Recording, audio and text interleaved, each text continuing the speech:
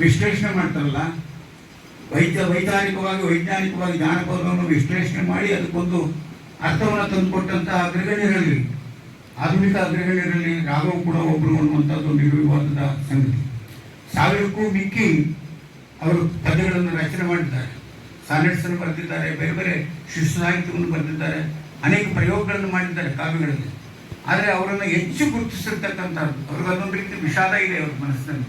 ನಾನು ಮೂಲತಃ ನನ್ನ ನೆಲೆ, ನನ್ನ ಮುಖ್ಯವಾದಂಥ ಮನಸ್ಸು ಏನು, ನನ್ನ ಕವಿ ಅಂತ ಗುರುತಿಸೋದಿಲ್ಲ ಜನ ಅಂತ ನಾನು ಹೇಳ್ತೀನಿ.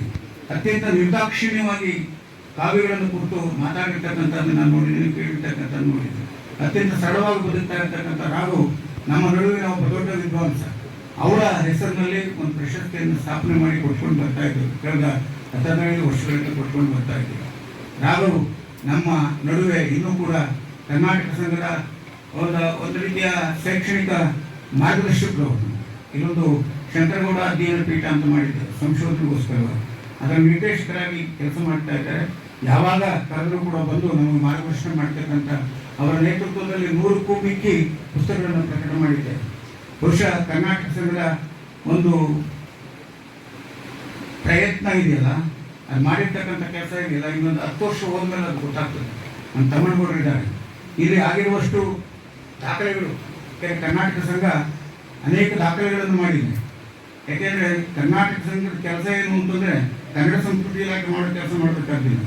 ಆಯಾ ಜಿಲ್ಲೆಯ ಸಂಸ್ಕೃತಿ, ಇತಿಹಾಸ, ವಿಚಾರ, ಆಚಾರ ವಿಚಾರಗಳನ್ನು, ಅಲ್ಲಿಯ ರಾಜಕೀಯ ನಾಯಕರನ್ನು, ಅಲ್ಲಿಯ ಸಮಾಜ ಸೇವಕರನ್ನು ದಾಖಲೆ ಮಾಡದೆ ಹೋದರೆ ಕಷ್ಟ ಆಗ್ತದೆ.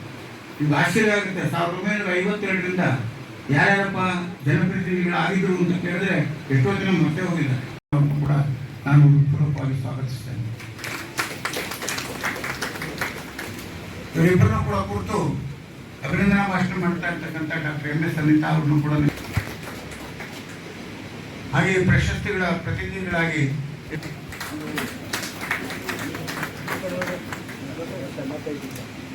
ಹಾಗೆ ಸಿಂಗಾರೇಗೌಡರ ಇದ್ದಾರೆ, ಅವ್ರನ್ನೂ ಕೂಡ ನಿಮ್ಮೆಲ್ಲರ ಪರವಾಗಿ ಪೂರ್ವಕವಾಗಿ ಸ್ವಾಗತಿಸಿ, ನಮ್ಮ ಸುಶ್ರಾವ್ಯವಾಗಿ ಆಡಿದಂಥ ಪ್ರಾರ್ಥನೆ ಮಾಡಿಕೊಟ್ಟಂಥ ರಾಮನಳ್ಳಿ ಸ್ವಾಮಿಗೆ ಮತ್ತು ನಿಮ್ಮೆಲ್ಲರಿಗೆ, ಮತ್ತು ಅದಕ್ಕಿಂತ ಮುಖ್ಯವಾಗಿ ಪತ್ರಿಕಾ ಮಾಧ್ಯಮದ ಮಿತ್ರರಿಗೆ ನಾನು ಪೂರ್ವಕವಾದ ಸ್ವಾಗತವನ್ನು ಕೋರ್ತಾ ಇಲ್ಲಿ ಬಂದಿದ್ದೆ. ಮತ್ತು ನಮ್ಮ ಮಲ್ಲಿಕಾರ್ಜುನ ಹೂಗಾರ ಅಂತೇಳಿ ನೋಡಿ, ಅವರ ಆಸಕ್ತಿ ನೋಡಿ, ದೂರದ ಬೆಳಗಾವಿನವರು, ಕಾಗವಾಡದಲ್ಲಿ ಕನ್ನಡದ ಪ್ರಾಧ್ಯಾಪಕರಾಗಿದ್ದಂಥವ್ರು. ನಾಗಾರ್ಜುನ ಅವರಿಗೆ ಖ್ಯಾತ ಸಾಹಿತಿಗಳು, ವಿಶ್ರಾಂತ ಕುಲಪತಿಗಳು, ಎಲ್ಲದಕ್ಕಿಂತ ಮಿಗಿಲಾಗಿ ಅತ್ಯುತ್ತಮ ವಾಗ್ಮಿಗಳು ಆಗಿರ್ತಕ್ಕಂಥ ಡಾಕ್ಟರ್ ಪದ್ಮಾಶೇಖರ್ ಮೇಡಮ್ ಅವರು 2 ಪ್ರಶಸ್ತಿಗಳನ್ನ ಪ್ರದಾನ ಮಾಡಿಕೊಡ್ಬೇಕು, ವೇದಿಕೆಯಲ್ಲಿರ್ತಕ್ಕಂಥ ಎಲ್ಲ ಗಣ್ಯರು ಅವರೊಟ್ಟಿಗೆ ಸಹಕರಿಸಬೇಕು ಅಂತೇಳಿ ನಾನು ಮನವಿ ಮಾಡ್ಕೊಳ್ತಾ ಇದ್ದೇನೆ.